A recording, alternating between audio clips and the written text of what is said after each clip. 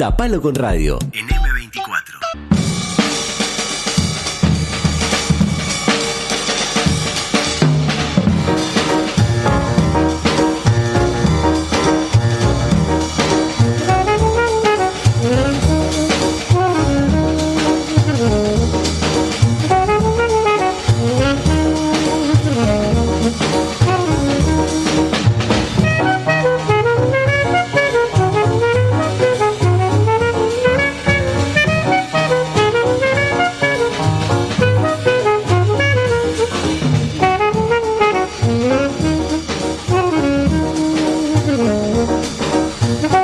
Seguimos en Tapalo con Radio, segundo bloque de este día lunes, y seguimos con entrevistas. Estamos en contacto con el profesor de Historia, Gabriel Kirchi, del otro lado, quien ya nos ha acompañado en alguna ocasión para profundizar sobre algunos temitas que van surgiendo. ¿Cómo estás, Gabriel? Hola, buen día. Gracias por atendernos, gracias por estar. Vamos a hablar dentro de un ratito del curso que estás empezando mañana, si no me equivoco.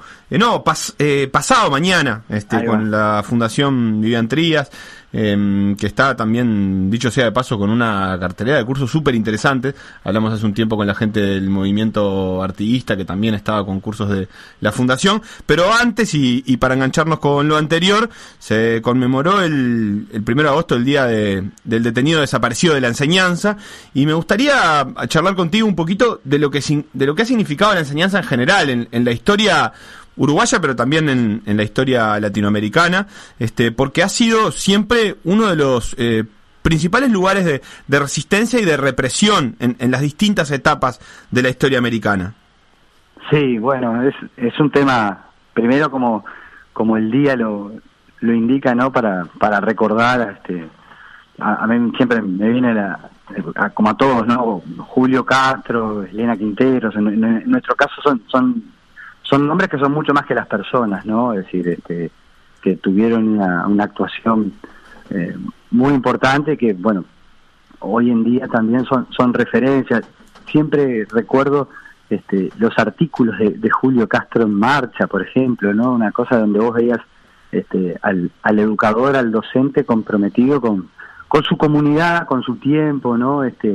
Que bueno, que es importante recordarlos y de alguna manera revivirlos. Y me parece que ahí se engancha con esto que vos decías de la educación en la historia, porque a lo largo, por lo menos no sé, uno podría decir de Varela en adelante, pero Varela también como símbolo, ¿no? La extensión de la educación pública hacia los sectores populares, hacia otros sectores sociales que no accedían a ella antes, supone un cambio, ¿no? Es una transformación en términos históricos democratizadora, ¿no? Y eso también supone temores para los sectores dominantes, siempre, ¿no? Es decir, que los otros puedan aprender a leer y escribir, a tener cierta autonomía, a manejarse con nuevos criterios, genera, bueno, tensiones sociales. Hay como un territorio en disputa sobre la educación, ¿no? Que ya digo, es más que centenario. Fíjate que ponele en México, que también podemos hablar de un caso muy reciente que todos hemos seguido un poco, ¿no? Los 43 desaparecidos de Ayotzinapa, ¿no? En México el normalismo, como se le conoce a la formación, ¿no? De los futuros y futuras maestras, siempre fue asociado a la extensión de los valores de la Revolución Mexicana, ¿no? Es decir, de llevar la cultura, la educación a los sectores indígenas, campesinos, populares. Entonces, por diferentes nichos del poder dominante, el normalismo es perseguido hasta el día de hoy en México, ¿no? Entonces, creo que ahí hay una cosa bien interesante para tener en cuenta de cómo valorar la educación pública como uno de los, no el único, pero uno de los caminos por donde se construye más igualdad, oportunidades para todos, sensibilidad política de avanzada, y también por eso ha sufrido en parte, ¿no? Claro, y también hay una cosa interesante en el trabajo de Julio Castro, que no sé si es un reflejo de época, y vos me dirás un poco mejor, pero una mirada latinoamericana. Sus conferencias más conocidas, creo yo, es cómo viven los de abajo en América del Sur, y como una necesidad de incorporar, y viéndolo desde Uruguay, al discurso uruguayo a una perspectiva regional. Él creo que llega hasta México incluso en sus descripciones, pero por lo pronto a Bolivia, Perú, Ecuador, y recuperar una identidad común a nivel latinoamericano, que es una cosa que no sé de cuán atrás viene en la historia uruguaya. Estas conferencias son de mediados del siglo pasado, y también me hacen acordar, no sé, a esta idea del Che viajando para conocer América Latina y contando esa historia, como una mirada que amplía desde la educación, pero también desde su lugar de periodista, cuál es el lugar de Uruguay en el mundo. Sin duda. Mira, hay un punto ahí que es bien interesante, ¿no? De cómo yo insisto con la palabra normalismo, y sé que a veces se genera alguna cosa como los institutos normales tienen una tradición muy importante en toda América Latina. Hay un referente, creo que unánime con sus cosas, que es José Vasconcelos, que fue, ministro de Educación de la Revolución Mexicana, que fue de los primeros en plantear la idea de del latinoamericanismo cultural en el siglo XX, ¿no? Y que buena parte del magisterio y de la pedagogía uruguaya también empieza a recoger, pensemos este año que perdimos a Miguel Soler, ¿no? Que también es parte de aquella generación, ¿no? Esa vocación, por ejemplo, por la educación rural, ¿no? Por acercarse a problemas que a veces desde una mirada más urbana, ¿no? Más cosmopolita en el sentido portuario de la cosa, se pensaba que Uruguay era una excepción, cosa que no lo es. O sea, Uruguay es tan latinoamericano como si somos parte de eso, ¿no? Y Julio Castro, creo que tomando esa antorcha también, empezó a tratar de ver la dimensión latinoamericana de nuestra educación.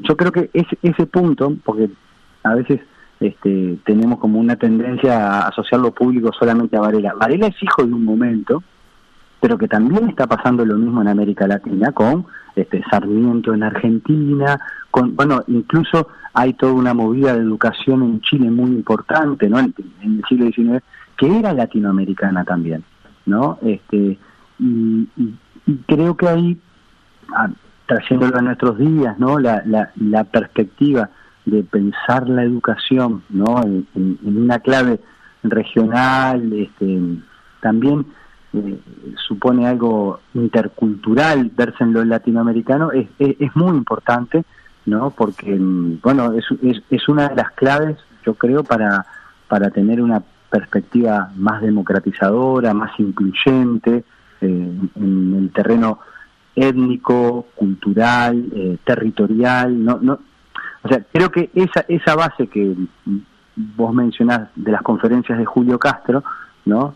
También permite pensar una educación que no tenga una perspectiva, llamémosle, desde Paulo Freire, que es otro educador latinoamericano gigante, ¿no? Una perspectiva bancaria o una perspectiva ilustrada en un término mecanicista, donde hay una educación que es superior y se le irradia a los demás, sino que hay que aprender de lo latinoamericano, hay que aprender del mundo rural, hay que aprender de las periferias para poder generar prácticas pedagógicas mejores, ¿no? Yo creo que esa esencia, ¿no? Sigue siendo democratizadora, transformadora, pero al mismo tiempo genera conflictos, es decir, porque sacude estructuras de poder, ¿no? Eso me parece que es lo más interesante, y por eso también, que es otro tema, ¿no? Todo daría para mucho, ¿no? Pero pensar que la educación fue un territorio de disputa en la Guerra Fría.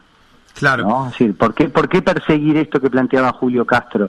No es que fuera, y lo fue por supuesto, pero el factor del comunismo, digamos, fue un pretexto para perseguir estas ideas transformadoras. Claro, en definitiva, el territorio en disputa es la educación como en concreto, pero lo que está en disputa detrás es una concepción del mundo, digamos, o una concepción de a qué mundo colabora esa educación. Exacto, sí, porque vos podés concebir la educación como una cuestión de transmisión de determinados valores, prácticas y hábitos que simplemente socializan en un marco de statu quo, o un espacio de resignificación de las relaciones culturales y sociales donde el objetivo sea emancipar a las personas. O sea, ahí se genera esa tensión, ¿no? Que bueno, yo creo que ahí la gran aprendizaje o enseñanza histórica del magisterio uruguayo, ¿no? Es que rápidamente se enraizó con la transformación social. Y en eso hay un legado que, o sea, Julio Castro es un ejemplo, Elena Quintero decía, pero hay un legado de lo que fueron los institutos normales, el rol del vallismo extendiendo la educación pública. Pensemos, Uruguay fue de los primeros países en tener educación mixta, ¿no? Fíjate, o sea, a veces uno lo dice así, parece, claro, pero a comienzos del siglo XX, que hubiera escuelas para varones y chiquilinas a la vez, ¿no? En las sociedades tan patriarcales, ¿no? Hoy que todo este tema está metido, bueno, eso Uruguay lo tiene desde hace mucho tiempo, ¿no? Entonces, son espacios de posibilidad de transformar lo que son, bueno, a veces valores muy autoritarios que están instalados en la cultura. Claro, y que en realidad se sigue viendo, quizás ahora, bueno, Uruguay siempre tiene un tono distinto, digamos, pero por ejemplo, Chile ha tenido desde la educación en los últimos 10, 15 años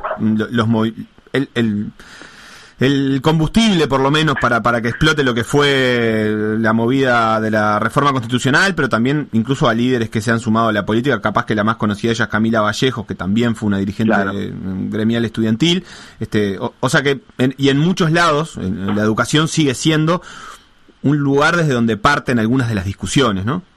Sin duda, sí, porque el tema ahí es cuando se amplía la educación, ¿no? La posibilidad de, a mí me gusta mucho esa idea de la educación como la escuela, el aula, el liceo como una mesa compartida, ¿no? Cuando se amplían los comensales a esa mesa, ¿no? Lo que tiene la educación es que se pueden sentar en la misma mesa y en un tiempo que no es un tiempo industrial de trabajo y productividad.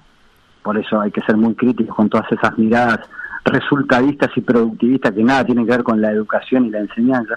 Cuando se reúnen de diferentes sectores sociales, territorios, culturas, ¿no? Surgen cosas nuevas. Eso es lo interesante. Pues, mira, te cambio el ejemplo, pero creo que por muchos conocido, ¿no?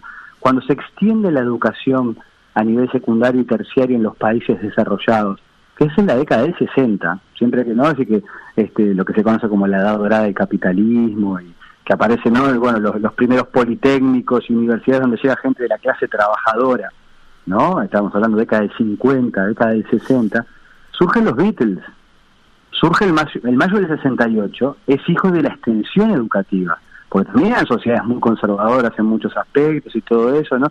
Entonces, siempre la ampliación, más allá que habrá polémica sobre el tipo de programa, los contenidos, son desde la perspectiva histórica polémicas menores, en tanto más personas con diversidad comparten esa mesa, ¿no? Y eso obviamente que también genera reacciones desde algunos poderes establecidos, ¿no? Pero es una cosa muy muy importante para la transformación.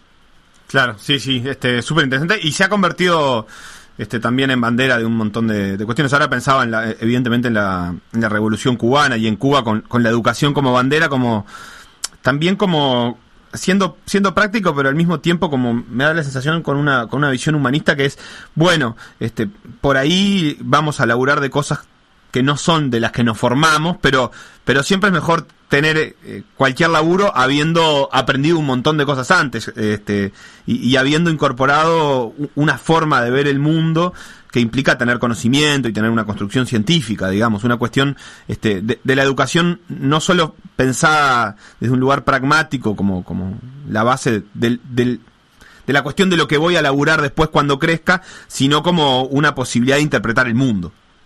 Claro, sí, hay dos cosas, ¿no? De lo otro que vos decías es el rol que tienen también todos los movimientos estudiantiles y docentes que son dinamizadores de la historia, pero al mismo tiempo está la cuestión de que en algunos casos, ¿no? Como mencionabas de Cuba, ¿no?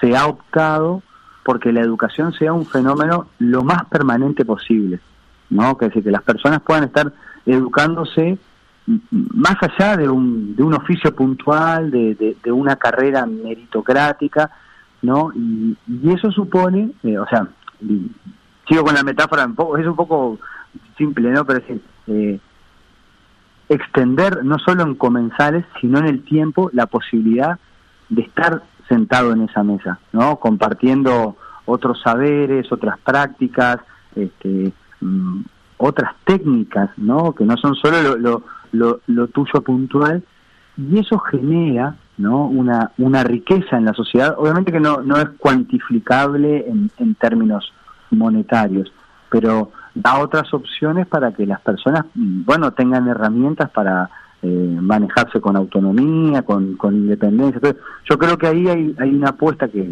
vos mencionabas el caso de Chile, ¿no? La gran movida fue por democratizar el acceso a la terciaria, que estaba totalmente privatizado, ¿no? En otros casos eso está dado por el régimen, y lo que se pretendería es que después la vida social y civil pudiera permitir que ese potencial de aprendizajes y vivencias se pudiera desplegar en cuestiones de la vida comunitaria, que en Cuba eso está entredicho por la situación del bloqueo, del tipo de régimen, ¿no? Pero son experiencias a tener en cuenta, porque sin duda que cuanto más educación tenemos para las personas, más tiempo, las sociedades terminan siendo más creativas. Uh-huh. Y Gabriel, contanos un poquito sobre el curso que vas a estar dando. Primero que nada, ¿a quién está dirigido este curso?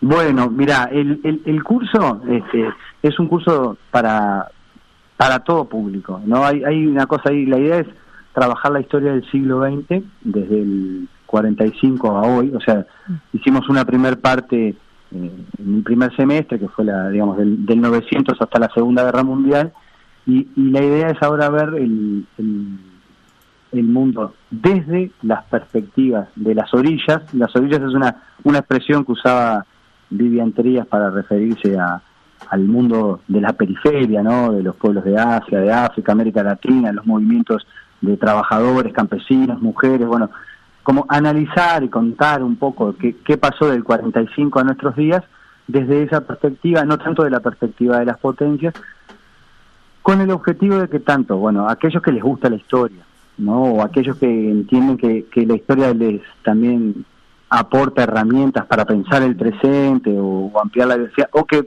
también ocurre, ¿no? ¿Viste? Yo soy un hincha de que historia tendría que estar en todos los bachilleratos, pero de repente vos hiciste medicina o hiciste científico, y no tuviste historia en los últimos años del liceo y te querés reencontrar con la materia, tener un panorama sintético, es decir, son charlas más o menos de 1 hora y media, 2 por Zoom, y después trabajamos con películas y con material audiovisual, que por suerte hay mucho, ¿no? Uh-huh. Y también está pensado hay, por ejemplo, jóvenes profes de historia, docentes, maestras que también trabajan temas de historia en la escuela y les aporta el curso material y bibliografía, ¿no? Y enfoque.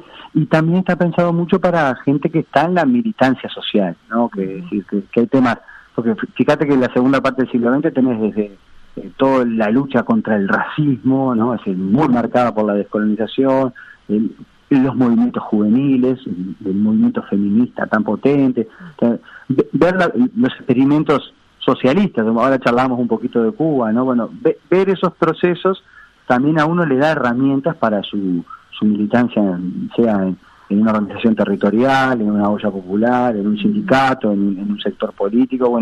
La idea es eso, ¿no? Ampliarlo. La verdad que el curso en la primera parte tuvo una variedad intergeneracional muy linda, ¿no?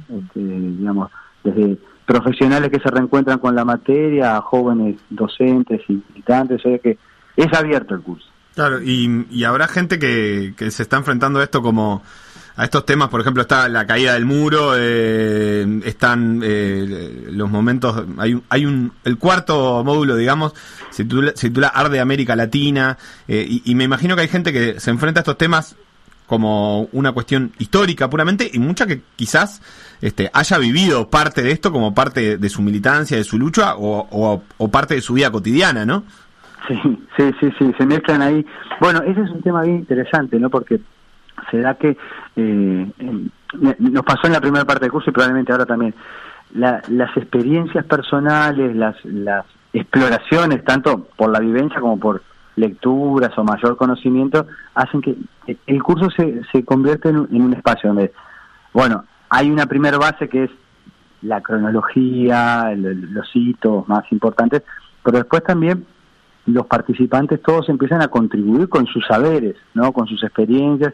Entonces, bueno, ya en el primer semestre lo que generamos fue una charla cada 15 días, esto era todo vía Zoom porque estábamos en la pandemia, ahora va a seguir siendo por Zoom porque además está bueno porque hay, además de las experiencias personales, hay gente de todo el país, incluso había gente que estaba en Estados Unidos, en Argentina, en Brasil, que lo hacía el curso, ¿no?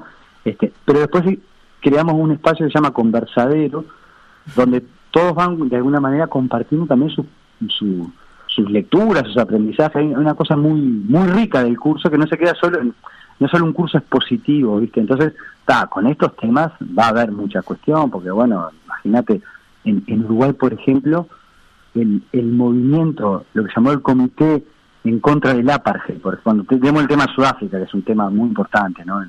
Para el mundo actual, bueno, pila de uruguayos fueron parte de ese movimiento. Bueno, la caída del muro, como decías, lo que generó, o ni que hablar las dictaduras en América Latina.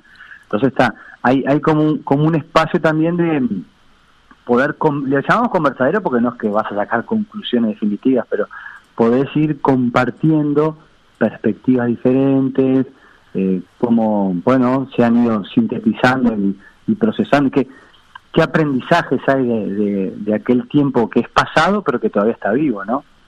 Bien, Gabriel, queda hecha la invitación entonces. El curso empieza pasado mañana.